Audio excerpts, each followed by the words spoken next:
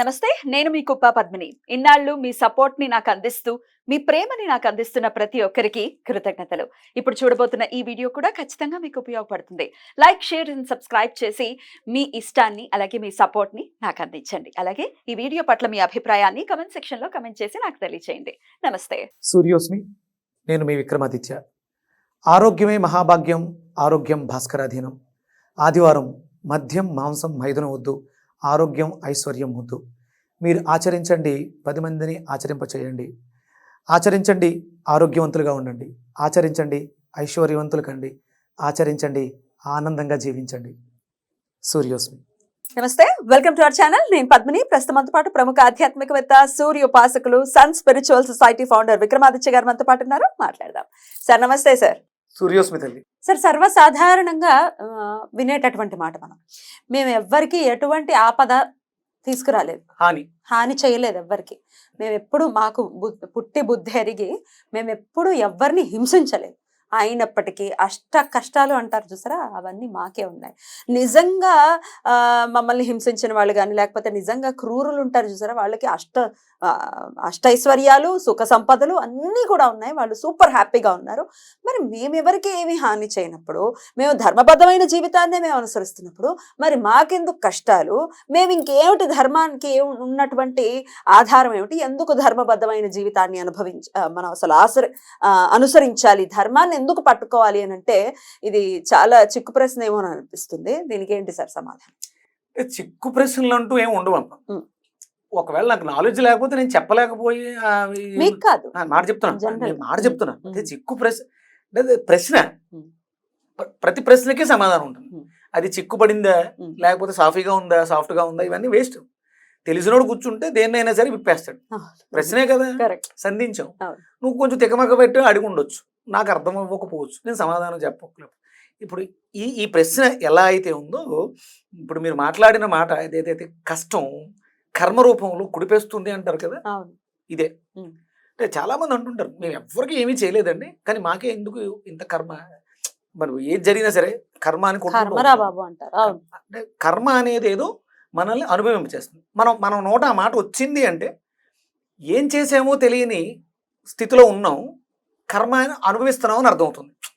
ఇది అనుభవించేది కర్మ అని అర్థమవుతుంది, కానీ ఏంటి అనేది యోచించే స్థితిలో లేవు. ఎందువలన వచ్చింది అనేది తెలియదు. ఎందువలన వస్తుంది సార్? 100% మీకు న్యూటన్ థర్డ్ లా ఐడియా ఉందా? There is action equal to opposite to same reaction ఉంటుంది. అంటే కంపల్సరీ ఎక్కడో ఏదో జరిగింది, దానికి మనం ప్రతిఫలాన్ని అనిపిస్తాం. ఇది ఎప్పుడు అనుభవిస్తాము అంటే మనకి రెగ్యులర్ గా రోజు జరిగిపోతుంది. ఎప్పుడైతే మన ఒక బ్యాగ్, ఒక సామెత, దీనికి ఒక ఎగ్జాంపుల్ చెప్పాలి మీకు.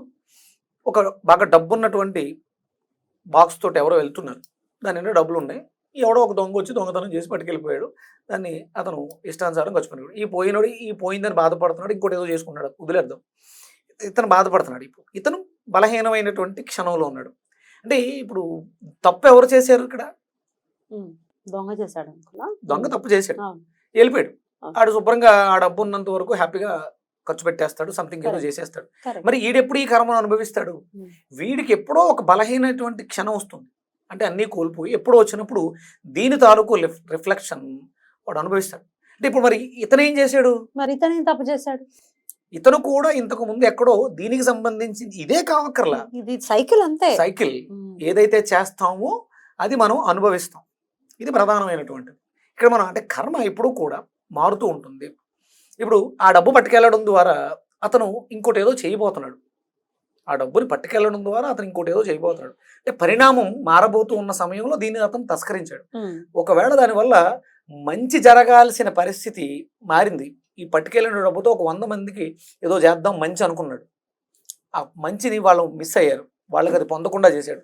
అప్పుడు ఇక్కడ కేవలం ఇతను దొంగలించింది దొంగతనమే కదా. దీనికి అద్భుతమైనటువంటి ఎగ్జాంపుల్ ఏం చెప్పారంటే, అంటే కౌరవులు 100 మంది ఒకేసారి చనిపోయారు అనే మాట వినాలి అంటే ఆ తండ్రి ఎంత క్షోభ చేసి ఉండాలి. అంటే ఇలాంటివి ఎన్నో చేస్తే ఆ 100 కూడా కూడిన తర్వాత 100 మంది పుత్రులుగా వచ్చి, ఇప్పుడు ఒక మనిషిని చంపితే ఉరిశిక్ష వేస్తారు, 2 చంపితే ఉరిశిక్ష వేస్తారు, 3 చంపితే ఉరిశిక్ష. 100 సార్లు ఉరేయడానికి అవకాశం లేదు కదా. అంటే ఇలాంటి ఎన్ని తప్పులో చేస్తే 100 మంది పుత్రులాగా రావాల్సి వచ్చింది. ఉమ్. అంటే అప్పటి వరకు ఆ జన్మ తీసుకోవడం ఆగింది. 100 మంది పుట్టిన తర్వాత యుద్ధంలో 100 మంది ఒకేసారి చనిపోవడం, ఆ క్షోభని అనుభవించాలి. అనుభవించాల్సి వచ్చింది. అంటే ప్రతిదీ కూడా కౌంట్ అయి పక్కన ఉంటుంది. ఉమ్. ఇక్కడ అంతా కూడా జీవ పరిణామ క్రియ. మీరు అన్నారు మేము ఎవరికి ఏమీ హాని ఏమీ చేయలేదు. చేయలేదు మాకు తెలిసి. అంటే ఒక్కొక్క దానికి తీసుకుందాం. నేను కొంచెం శాకాహారంలో ఉంటాను కాబట్టి చాలా మంది మాంసాహారం విపరీతంగా మాంసాన్ని తింటూ ఉంటారు. అది జీవహింస మహానేరం అని చెప్పేసి శాస్త్రం చెప్తూ ఉంటుంది. ఆ జీవి, ఆ కోడి, ఆ మేక ఏదైతే ఉందో అది నెక్స్ట్ ఇన్కార్నేషన్ పరిణామ క్రియలు ఎక్కడికో వెళ్ళాలి. వెళ్ళాలి. అవును. దాన్ని ఇక్కడ ఆపేశావు, ఉమ్. దాన్ని చంపేశాం. వధించావు. దాన్ని తీసుకొచ్చి శుభ్రంగా వాడు చేసినవాడు ఆడు అమ్ముకున్నాడు, దాన్ని నువ్వు తిన్నావు. ఇక మేము ఏమి పాపాలు చేయలేదు, మేము కర్మ అనుభవిస్తున్నాం అంటే దాని కర్మ ఎవరు మొయ్యాలి? దాని కర్మని ఎవరైతే తింటారో వాళ్ళు మోస్తారా? మొయ్యాలిగా. ఇప్పుడు ఓరి దేవుడా. ఆ మేక ఉమ్. ఇంకొక ఎప్పుడో 7-8 సంవత్సరాలు బ్రతికి ఏదో అనారోగ్యంతో ఆ జీవిని విడిచిపెట్టాలి. ఇప్పుడు మధ్యలో దాన్ని ఆపావు. సో అది మోయాలి. జీవ పరిణామ క్రియ మరి ఎవరు చేస్తారు? నువ్వేం అక్కర్లేదు, మేము అంటే ఆ 20 కేజీలు 30 కేజీలు 40 కేజీల వెయిట్ని మాకు ఇచ్చేయమ్మా, నువ్వు నెక్స్ట్ ఇన్కార్నేషన్కి వెళ్ళిపోని పంపించినప్పుడు ఇది అప్పుడు బోల్డ్ అని కోళ్ళు, బోల్డ్ అని మేకలు. ప్రతి ఆదివారం అద్భుతంగా జరుగుతున్నటువంటి వధ. ఇప్పుడు మీరు వెజిటేరియన్, నేను వెజిటేరియన్, మరి మనం తినట్లేదు, మరి మనకు కూడా ఉన్నాయి కదా కష్టాలు, మనకెందుకు వస్తున్నాయి? అమ్మ అదే ఇప్పుడు నేను 2017 వరకు తిన్నాను. నాకు తెలుసో తెలియకో తిన్నాం కదా, దానివల్ల వచ్చింది. అంటే మీరేం చేశారు అంటే పుట్టుకతో అంటే కేవలం ఒక ఇదనే కాదు, ఇంకేం క్యారీ చేస్తాము అనేది ఇక్కడ ప్రశ్న. కర్మలు మనం చూపులతో కర్మలు చేస్తాము, చెవులతో వాక్కుతో. చేస్తాము, వాక్కుతో చేస్తాం. అంటే మనం దేంతో అయితే చేసామో దానికి సంబంధించి ఆ బలహీన క్షణాలు, అంటే మీరు ఎక్కువ ఇబ్బందులు పడుతూ ఉన్నారా? మిమ్మల్ని ఎక్కువ అనారోగ్య సమస్యలు వేధిస్తూ ఉన్నాయా? మీ వెహికల్ వెళ్తూ సడన్ గా ఎక్కడైనా ఇబ్బంది పెట్టేస్తుందా? లేదండి. అది చూడు, అంటే ఎవరికి అలా రావు. అంటే బాగున్నాం, సంతోషం, భగవంతుడు జ్ఞానాన్ని ఇచ్చాడు, ఎంత ఉందో దాంతో అయితే సంతృప్తికరంగానే జీవితం ఉంది. అది చాలంటారా? అది చాలు. ఉమ్. తృప్తి పడకుండా అత్యాశకు పోతే ఇబ్బంది పడతాం. సో ఏదైనా వాచా దోషం చేసి, ఇప్పుడు మిమ్మల్ని నేను ఏదో హర్ట్ చేశాను ఏదో మాటతో, మీరు నన్ను తిరిగి అనలేదు, సో మీ కర్మని మోయాల్సిన పరిస్థితి ఉంటుందా? ఎస్. అంటే నేను ఏదైతే ఒకవేళ నేను ఏదో తెలుసో తెలియకో ఏదో పాపం చేసి ఉన్నానమ్మా, తప్పు చేసి ఉన్నానమ్మా, దాన్ని నువ్వు 10 మందికి స్ప్రెడ్ చేసావు. అందుకని చెప్తారు, ఎవరైనా తప్పు చేస్తే వాళ్ళ తప్పుని చెవుల్లో వేసుకుని నాంచేవాళ్ళు నన్ను శుభ్రంగా నాలుగుతో నాకేస్తారట. ఒక అమ్మాయి ఏదో తప్పు చేసింది, ఈ అమ్మాయి రే అది అలాంటిదా ఇలాంటిదా అని చెప్పుకుంటారు చెవుల్లో, ఈడు నాలుగుతో నాకేసి ఆడి చెవులో పెడతాడు, మళ్ళీ ఈడు దాన్ని నాలుగుతో నాకేస్తుంటారు. ఇక్కడ పిల్ల కర్మ అంతా వీళ్ళు తీసేసారు. 10 మంది మన గురించి మాట్లాడుకుంటే నెగిటివ్ ఏదైనా మాట్లాడుకుంటూ ఉంటే అది వాళ్ళు శుభ్రంగా క్లీన్ చేసేస్తున్నారు. గాసిపింగ్స్ చేయొద్దు దీన్ని బట్టి.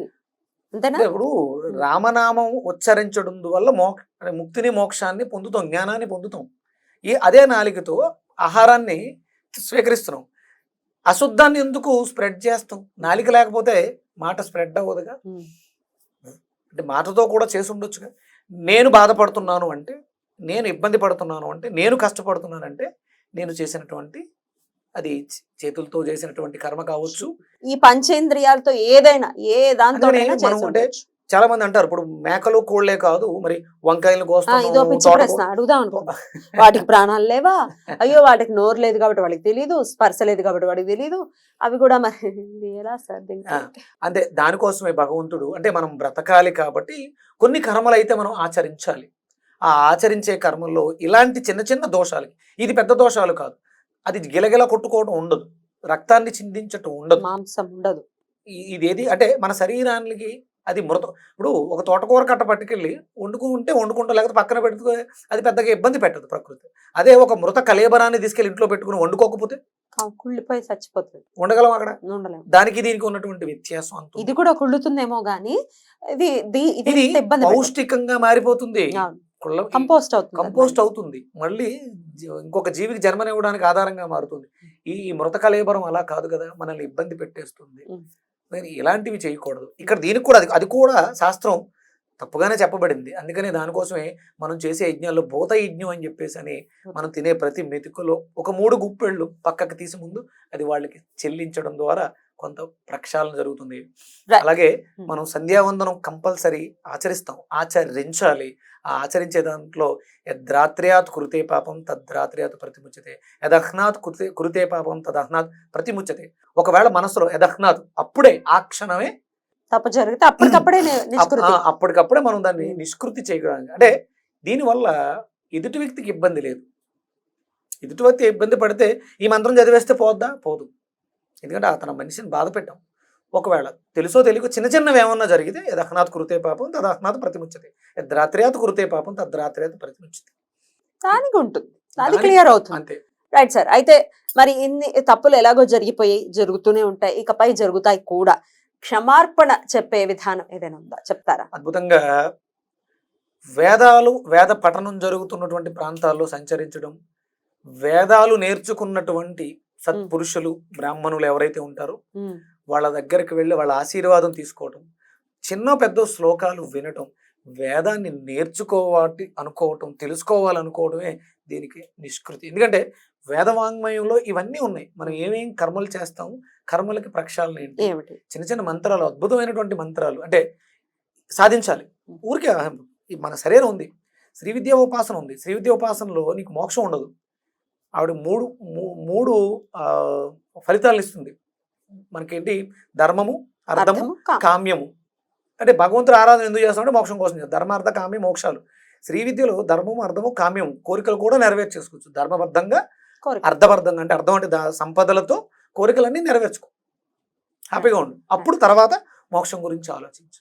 అంటే భగవంతుని శరణు వేడుకోవడం, అంటే వేద ప్రమాణమైనటువంటి మంత్రాలని వినడం ద్వారా కానీ పఠించడం ద్వారా కానీ మనకి అద్భుతమైనటువంటి ముక్తి, మోక్షం లభిస్తుంది. ఈ పాపాల నుంచి కూడా బయటపడేటటువంటి జ్ఞానం వచ్చేసింది, మనం ఇంక పాపాలు చేయాల్సిన అవసరం లేదు. బ్యూటిఫుల్ సార్, చాలా అద్భుతంగా వివరించారు. ఎన్నెన్నో తప్పులు జరుగుతూనే ఉన్నాయి. వాటి నుంచి బయటకి రావాలి అంటే ముందు నేర్చుకుంటున్నారు కూడా, చెప్తారుగా, వెయిట్ చేస్తూ ఉంటాం. Thank you so very much sir. నమస్తే. సూర్యస్మిత.